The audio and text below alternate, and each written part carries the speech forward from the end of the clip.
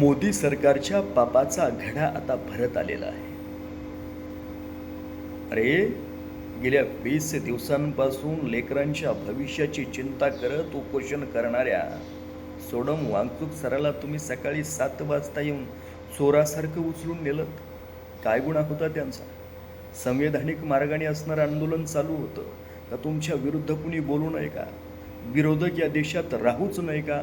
अशी जर तुमची इच्छा असेल तर निश्चितपणाने हे संविधान सुद्धा संपवण्याच्या पाठीमागे असणार आहेत मित्रांनो.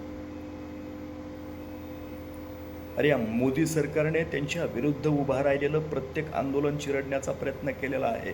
पहा इतिहास काढून तुम्ही. कुठलं हिंदुत्व घेऊन बसला आहे?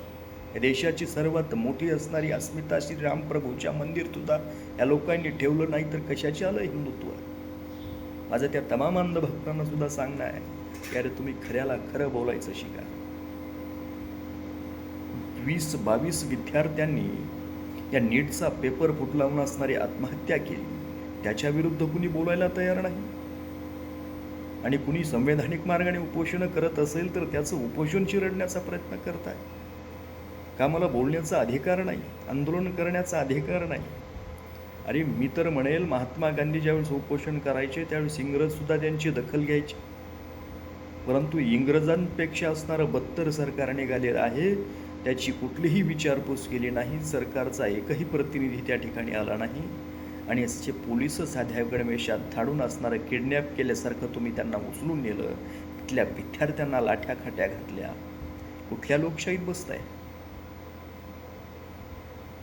त्या भ्रष्ट असणाऱ्या मंत्र्याचा राजीनामा घेण्याचं सोडून तुम्ही एका चांगल्या माणसाला असणारा असा त्रास देताय.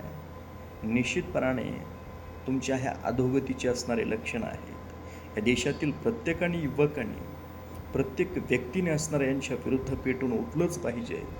कारण हे आता अति होतं आहे. ही मोदी सरकारची अघोषित असणारी हुकुमशाही या ठिकाणी चालू आहे. कोणी त्यांच्या विरोधात बोलायला गेलं की त्याच्यावरती कुठली तरी यंत्रणा सोड. कुणी आंदोलन करतंय त्याचं आंदोलन चिरडण्याचा प्रयत्न कर. अरे, आम्ही लोकशाहीच्या राज्यात राहतोय का हुकुमशाहीच्या राज्यात राहतो हेच आम्हाला कळत नाही आहे. त्यामुळे मित्रांनो, 20 तारखेला दिल्लीमध्ये मोर्चा होतोय. त्या मोर्चाची धास्ती घेऊन त्याच्या 2 दिवस अगोदर असणारं या सोनम वांगचुक सरांना असणारं उचलून नेलं या सरकारनं. का? तर आता या आंदोलनाची धग असणारी पहिल्या सुरुवातीच्या 8-10 दिवसांमध्ये इतकी याची जाणीव नव्हती. परंतु 20व्या दिवशी ज्यावेळेस या आंदोलनाची धग संबंध देशामध्ये गेली त्यावेळेस यांच्या पायाखालची जमीन सरकली आणि त्यांना कळालं की आता हे आंदोलन आपल्या हाताबाहेर गेलं तर आपल्याला आवरणं कठीण होईल. म्हणून तुम्ही असणारी ही चोरांसारखी, एका किडनॅपिंगसारखी त्यांची असणारी तिरडीमध्ये तिरडी आपण ज्याप्रमाणे उचलतो पांढऱ्या कपड्यामध्ये, तसं असणारं सोनम वांगचुक सरांना उचलण्यात आलं. लोकशाहीची तिरडी उचलण्यात आली. हे आम्ही काल बघितलं. आणि याच्या विरुद्ध असणारा उद्रेक 20 तारखेला होणारच आहे, यात काही शंका नाही मित्रांनो.